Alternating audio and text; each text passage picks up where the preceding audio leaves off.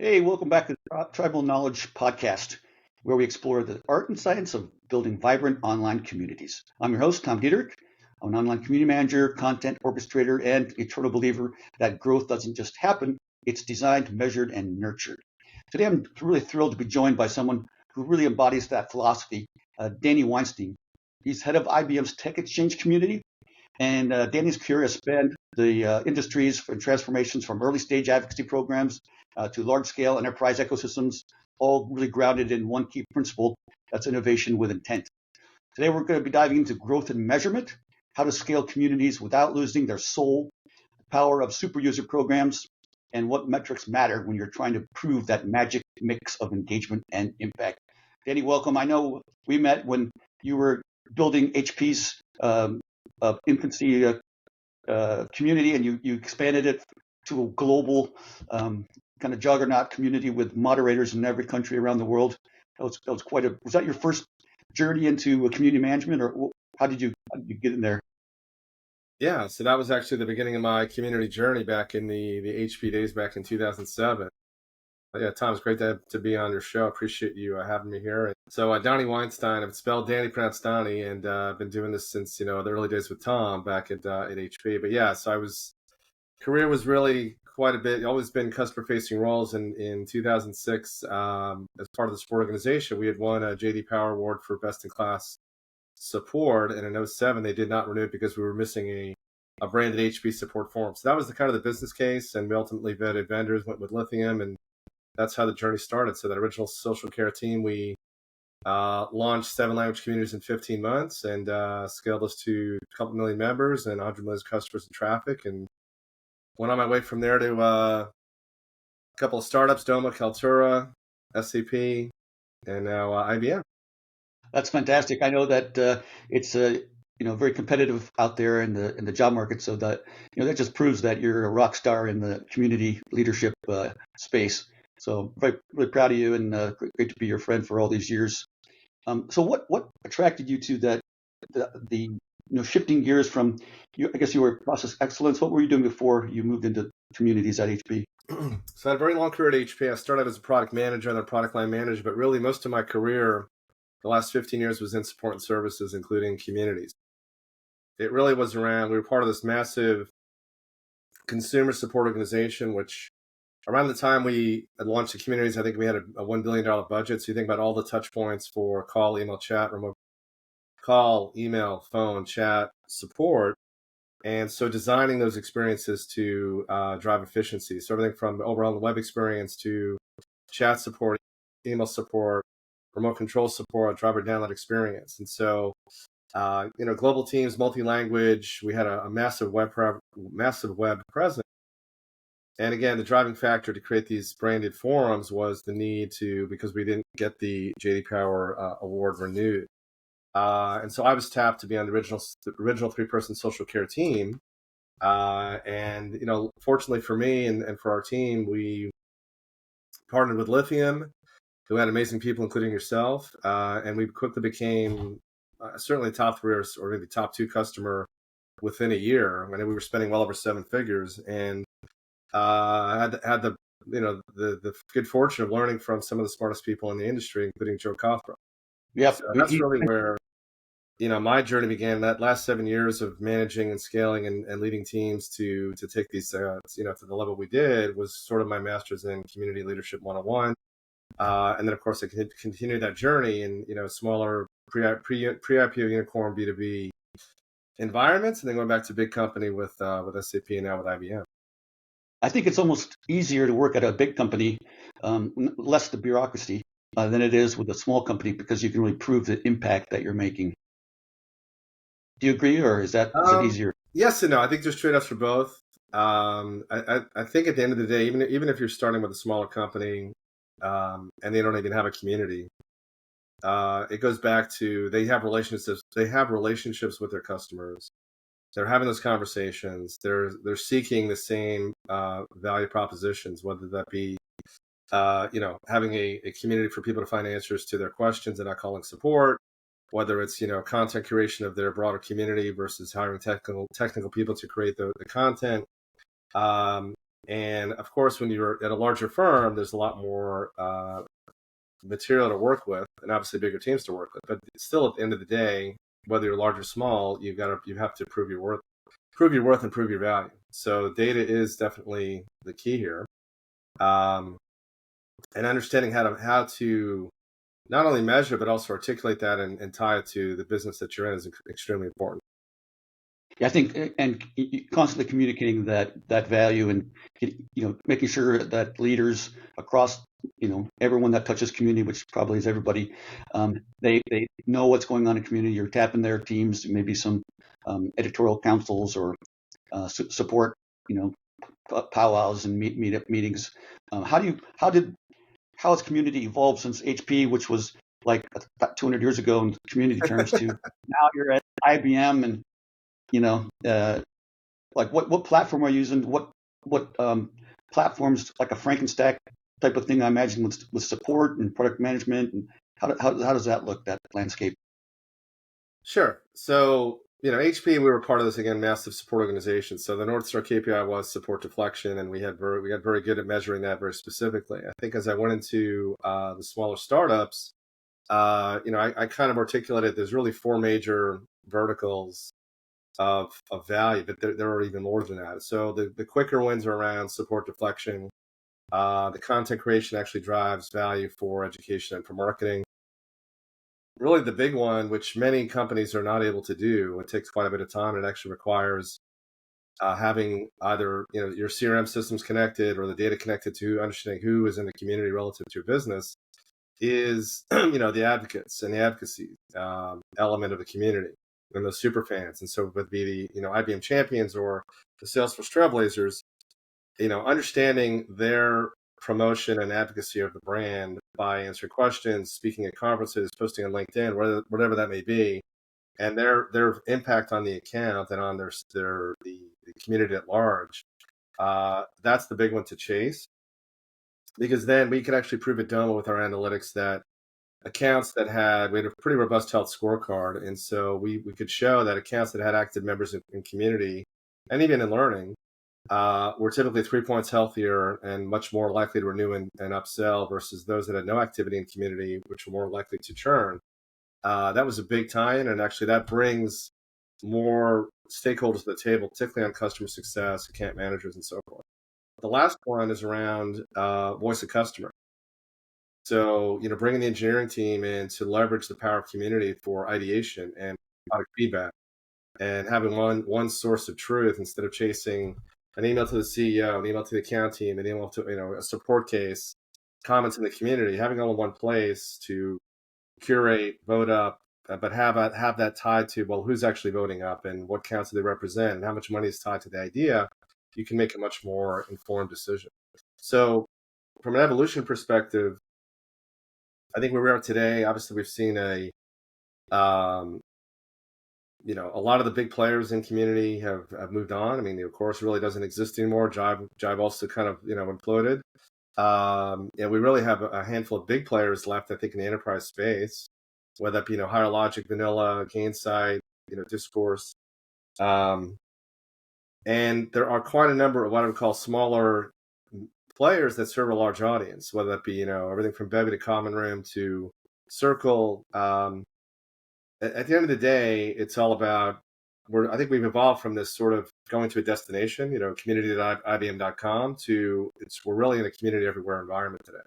Meaning the customer chooses how they engage with the brand, whether that be at our home base or in other key channels, whether that be on LinkedIn, X, YouTube, GitHub, Stack Overflow. You need to have the right tools such as Common Room or others to listen and engage. And lastly, especially post-pandemic, people want to get back in person.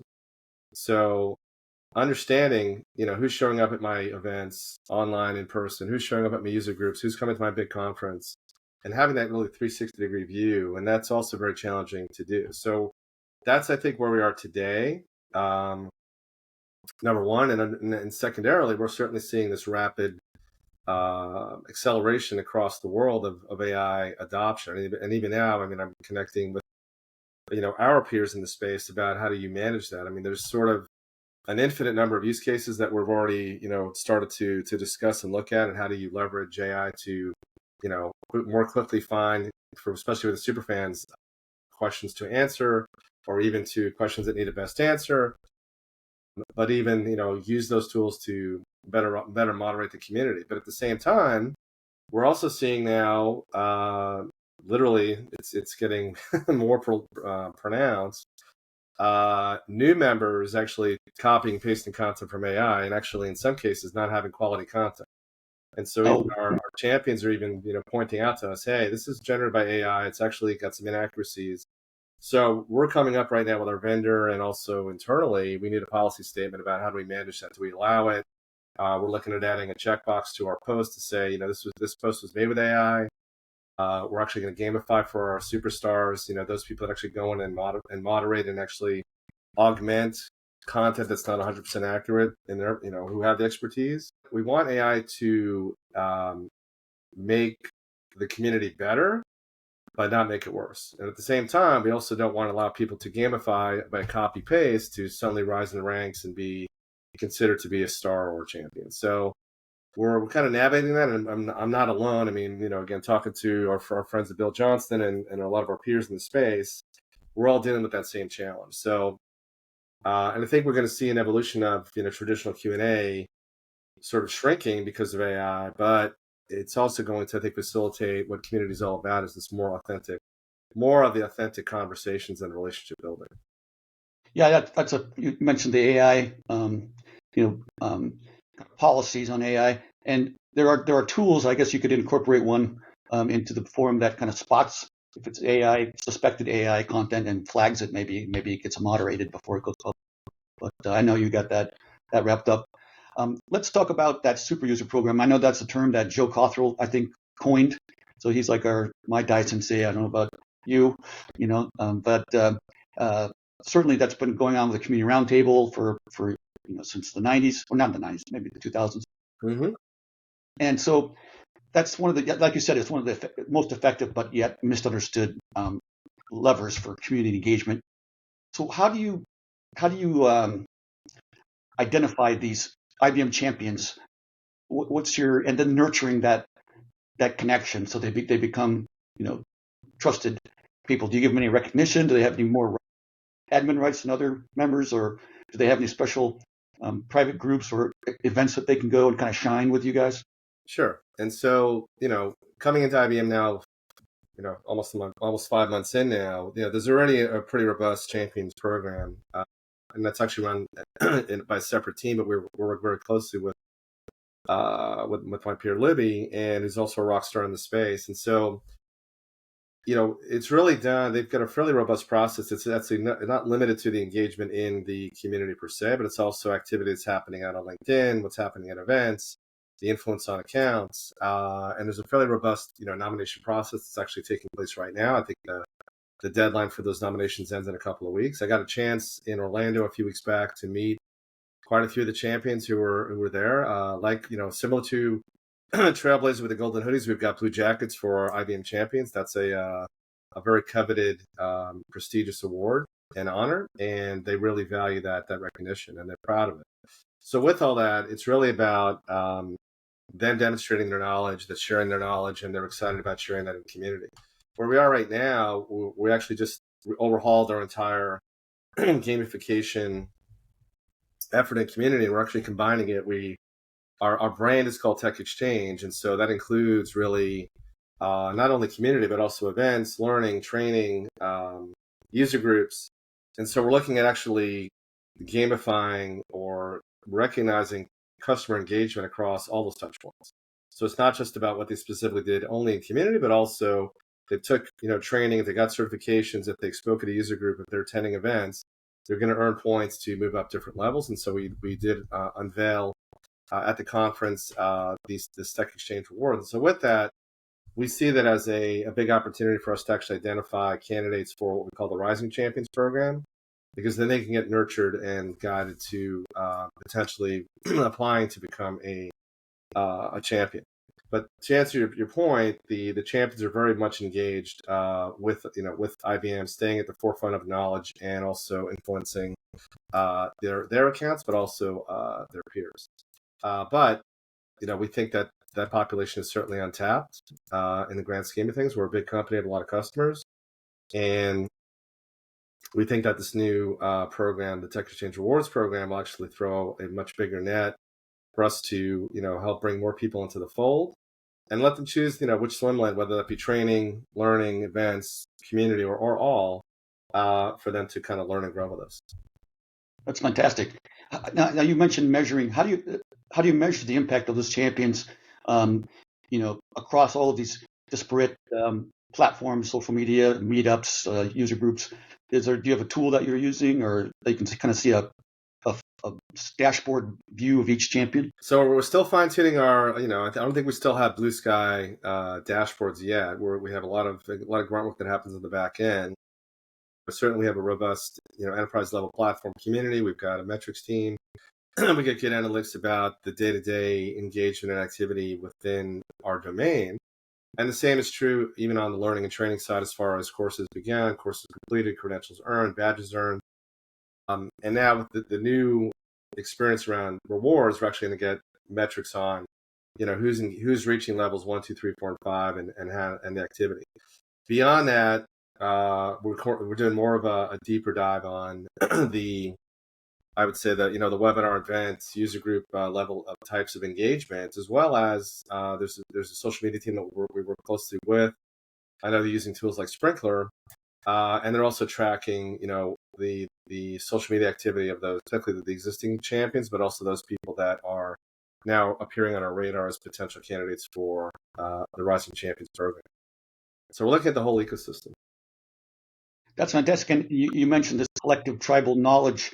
Are you after this question answer is vetted? Are you feeding it to a knowledge base so that people can find it right away, or is it just finding out where it is, like a federated search, or what are you guys using? Yeah, so within our community platform, we were early adopters of integrating our own Watson AI into our search capabilities. So we've got sort of version 1 out there. We're working on version 2, but we certainly see that the opportunity to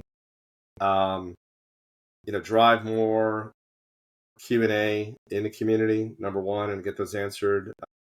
Time to answer as well as time to receive the best answer. That's one big piece of it. We have a huge population of bloggers, and so we have a pretty robust blogging process. And so again, encouraging those folks to share their knowledge, and not just by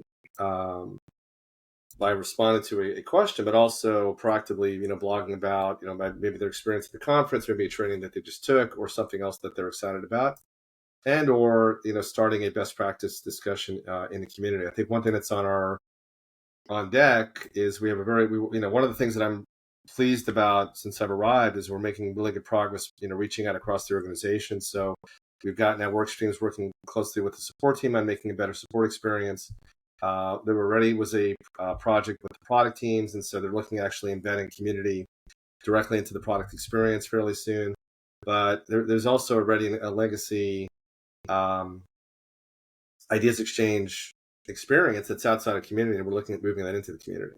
And so that would be great. That will also, I think, allow for, and again, there's a lot behind that as far as not just turning knob, but the processes and staffing. But I think that will also allow for more engagement and also more knowledge share, because I think that too, we're not going to let everybody who comes into the TechXchange experience just start out and suggest an idea. It needs to be earned. So they'll have to actually show that they've got knowledge, that reach level 2 or 3 to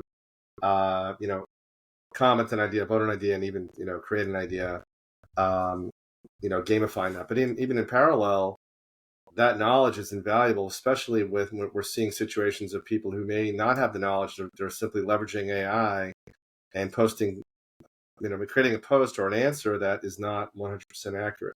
So tapping those champions to verify that and vet that, and being an extension of our team, we're actually, because they actually came to us and said, "Hey, we're concerned about this. We don't want them competing with us." And we said, "Listen, your status is not at risk, but at the same time, we actually want to gamify your effort to make it right and recognize that knowledge, because that's how AI will get better. Is if we have clearly good content that AI can learn from in our community, then that federated search is going to get better, and also the it's going to drive better content in the community. That's great. That's a big driver. And how do you reward the influencers? Do they have a special badge on there, or a icon on their user profile? So we've got, and again, this is all part of the new program. But so within the levels, we now have new badges for TechXchange for levels 1 through 5 that have been unveiled.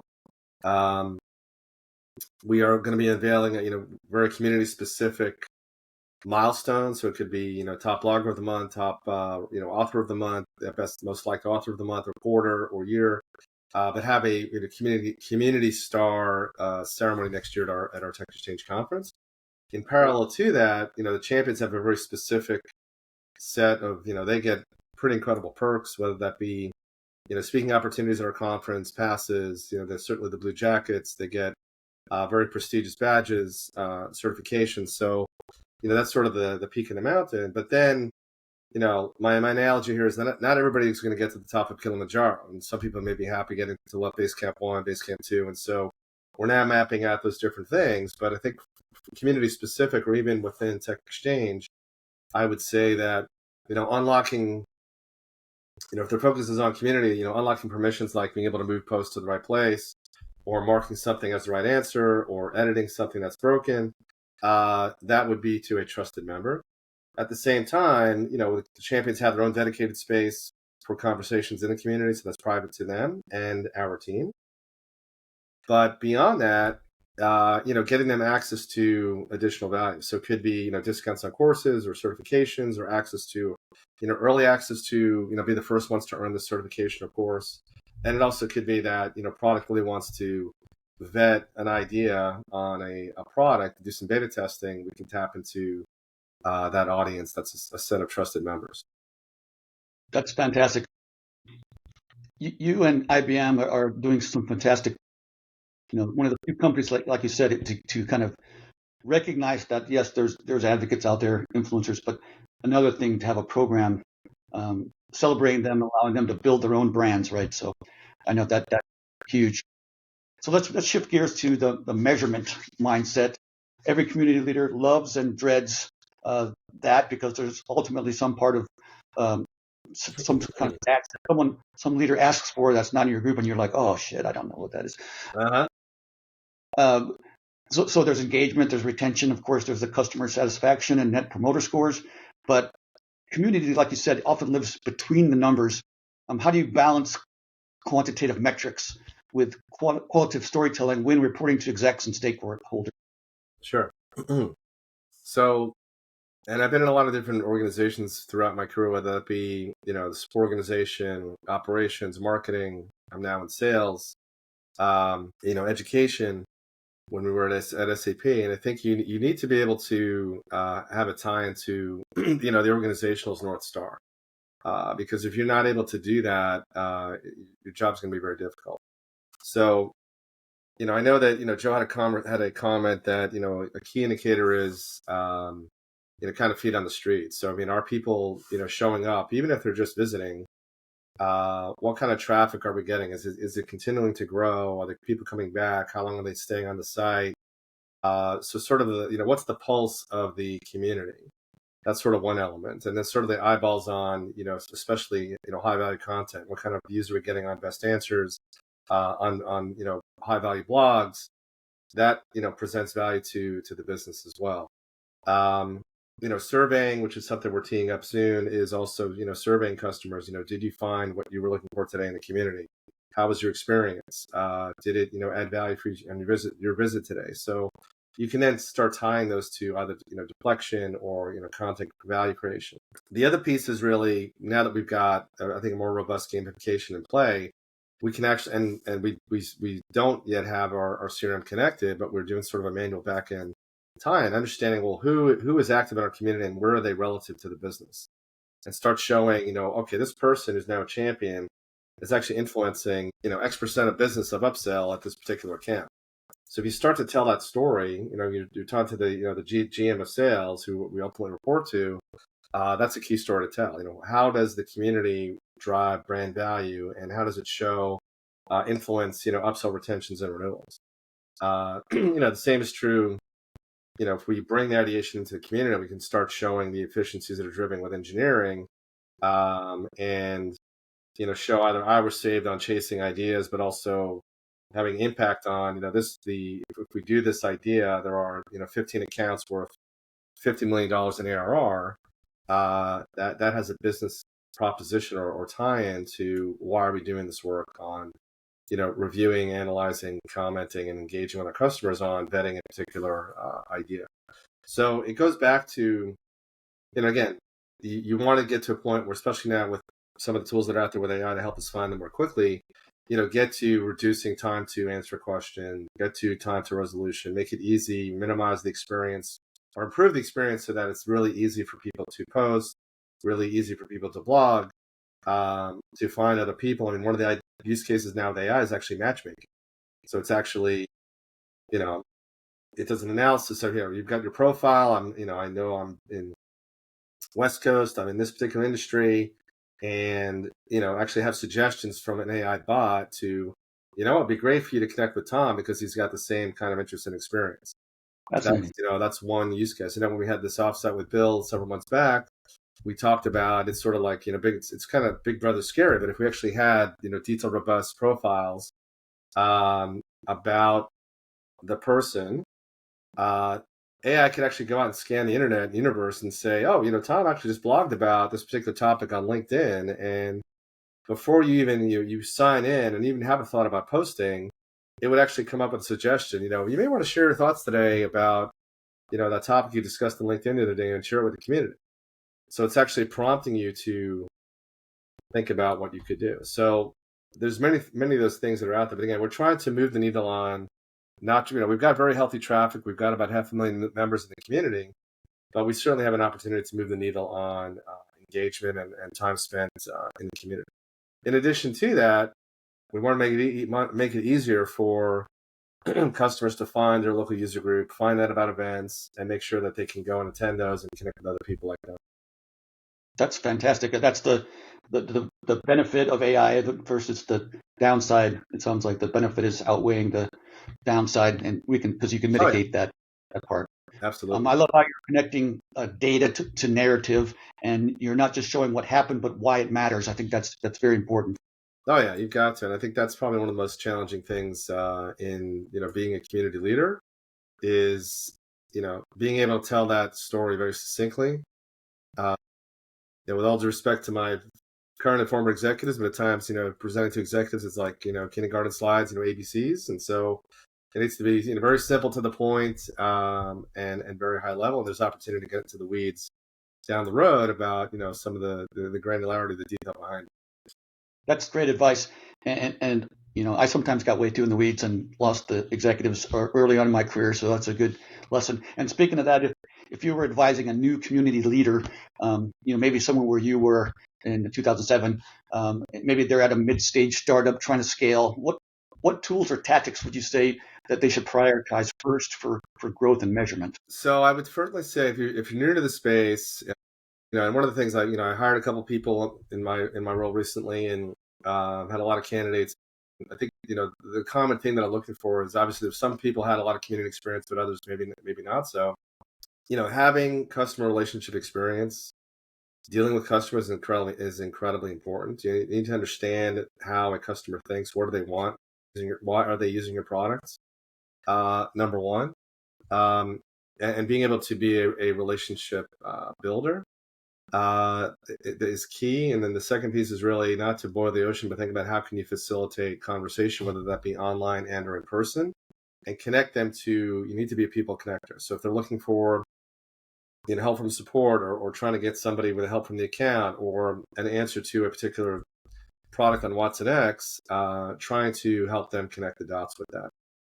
After all those sort of basic things, you absolutely need to learn from people who are already there and get mentored about what's the tie into the business. how is my company staying in business? What's the, where are they making their money? What is the, what's keeping my executive up at night? What's their North Star KPI? And understand the work that you're doing. How does that relate to them? That's probably the most important thing I would suggest. You need to, learn that and understand that early on. And if there's a gap, help to figure out how do you close that gap so that you can always be able to tell that story. That's really a great point, and it's kind of funny because a lot of folks in just starting out, maybe they're a junior leader, they think the magic's in the tech, but you're really describing as it's an orchestration across tech and human and events and the people and connecting. Absolutely, and there really is no perfect platform or tool that's out there. I've used quite a few in the industry. I'm, fortunate to have some really good tools right now. But again, nothing is perfect, and there's always going to be. You've got to be able to run with what you have and make some, reasonable assumptions when you don't have the tools or the data. Very much the 80-20 rule, but there's no perfect tool or platform that's out there. And I think too, a lot of it is around the people and the processes. And so identifying ways to do things more efficiently and better. And I think AI is presenting a lot of opportunity to help in this cause. But again, it's to kind of, you need to proceed with caution about how you do that. So I think you're saying the tools amplify the trust, but they can't create it. And that's kind of the art of what you do, right? Balancing automation with humanity. Absolutely. At the end of the day, we're people connectors. And, our charter is really to earn the trust of our customers as well as our peers. That's part of what we do. You make it sound easy. It's really a fine line because you might be seen as a marketing person or someone who's alternative motives. So I think you make it sound easy, but this is something that takes years and years of craft, right? Yeah. So let's switch to. Oh, sorry, you want something to say something? Add something? No, I'm agreeing with you. Okay. Lessons from the field. So if you could distill one key lesson from your journey, your community management journey, something every community leader should keep in mind when they're trying to grow or measure impact, what would that be? So I think this kind of goes back to the early days of Joe, which is you may feel the urgency. You've got to scale to 1 million members really fast. You've got to run to the moon. And I would caution on boiling the ocean. I think you need to start small. I mean, Jeffrey Moore had a book back in the day called Crossing the Chasm, and I think you need to establish your kind of your base model and your beachhead. And even in the early days of HP, we only had, I think, a couple of boards for printers and a couple of boards for PCs. And even though we had thousands of product lines, we had everybody and their grandmother chasing us saying, "Hey, no, I need a community space for this product," and it doesn't work that way. So you've got to start small. You've got to incubate. Even when I was at Kaltura and at Domo, you start with trusted customers. The account teams know who those are.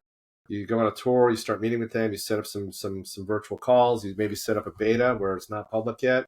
You incubate that, you offer them up as, give them a founder's badge, but you want to start to incubate that conversation, because at the end of the day, the community's got to be about what the customer wants to talk about, not necessarily what the brand wants to talk about based on your product structure.